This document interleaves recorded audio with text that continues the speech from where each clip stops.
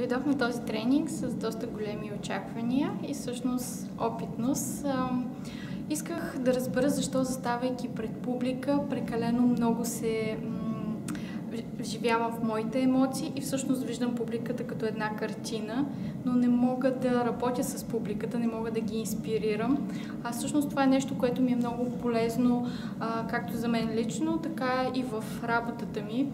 И искам да се подготвя за изнасянето на лекция, на конференция на международно ниво и определено е много важно работата с публиката, контакта, също да се следва някакво съдържание и структура, да имаш емоция, да държиш публиката жива. Това е нещо, което инспирира и мен като част от публиката. Това искам и аз да мога да правя. И всъщност точно заради това се появих на този тренинг.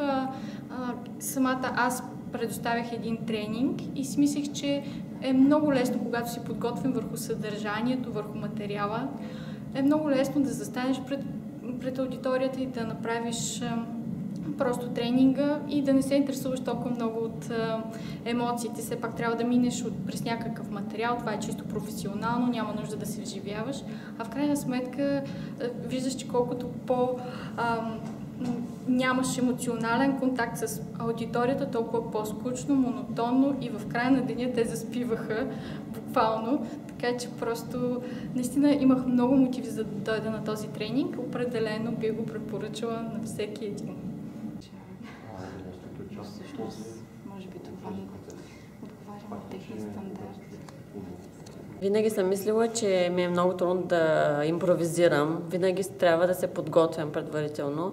А тук разбрах, че всъщност не е толкова трудно и се научих да импровизирам. Мисля да продължа да го развивам и в живота. Също така осъзнах, че жестикулирането е много важно и така привличам вниманието на публиката. Ще продължа да развивам и това. И трето, ще бъда по-фокусирана, когато във всичко, което правя. По-рано днес в почивката имах малък проблем и бях готова да си тръгна. Казах, не мога сега, падна ми пердето, приключвам с тренинга. А след това наистина се фокусирах, дадох всичко от себе си и се получи добър резултат. Ще продължа така да живея съзнателно, че каквото и да го правя по-фокусирано и концентрирано и това ми носи успех. Това е успешната формула. На мен винаги ми е било трудно да говоря пред аудитория и това беше причината да посетя този тренинг, като съм искала винаги да се умея да се изказвам и съответно да привлека вниманието на хората. И този тренинг ми помогна да разбера много неща, които са били трудни и съответно начина, по който да се изказвам. За себе си разбрах как трябва да подходя към този начин на изказване и това, че трябва да се отпусна, да не се притеснявам, когато говоря.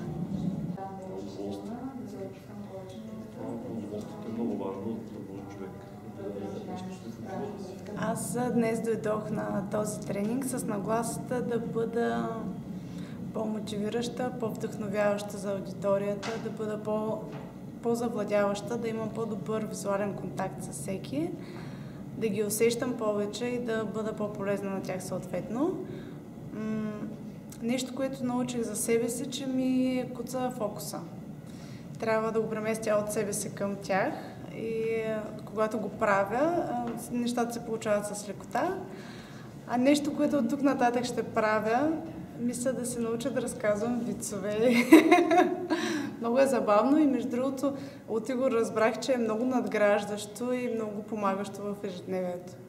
Така, чрез хумор да по-бързо и по-лесно достигаш до хората. И казваш много неща, съответно. Аз много съвет харесвам много ме.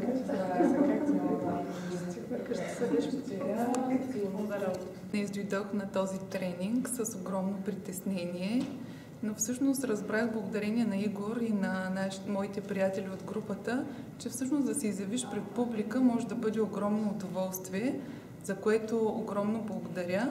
Надявам се да има и още много подобни тренинги, за да може да се доусъвършенстваме. Чувствам се днес преизпълнена с положителна енергия, защото се изправих срещу себе си и получих много знания, умения и се чувствам прекрасно. Благодаря.